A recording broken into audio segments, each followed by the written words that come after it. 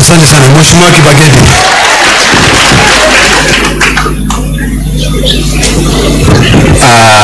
Asante sana. Mimi kwa majina naitwa Anthony Kibagendi. Mimi ni mjumbe wa Kitutu Chache South. Na pia mimi nimekuja kuomboleza dada yetu ambaye nilikuwa namjua kwa muda mrefu. Si ndugu yangu Talam pekee ambaye alikuwa anammezea mate. Hata mimi nilikuwa, ile sauti yake ilikuwa inavutia sana. Lakini alikuwa amenishinda umri kidogo, nikajaribu kutuma salamu zangu, akaniambia mimi ni kijana mdogo wakati huo.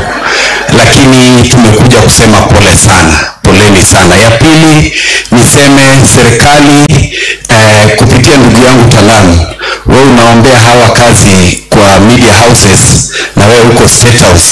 Wewe ungeandika hawa kazi nzuri, permanent and pensionable mara moja, watoto waweze kupata kazi.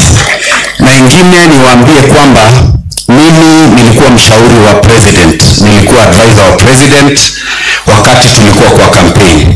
Na tuliwaambia wakati huo tutatoa watu bottom, tuwalete wapi? Bottom. Nyinyi mnaona hiyo maneno inaenda namna hiyo kweli? Na ndio tunaambia hawa ambao wametoka State House, tafadhali ambia rais na serikali yake wapunguze uongo, wapunguze kiburi na wapunguze ukabila katika serikali. Sababu walimu hivi majuzi wameongezwa mamlaka, na hiyo imeenda katika kabila moja ama mbili, hawakuguza sehemu zote za Kenya.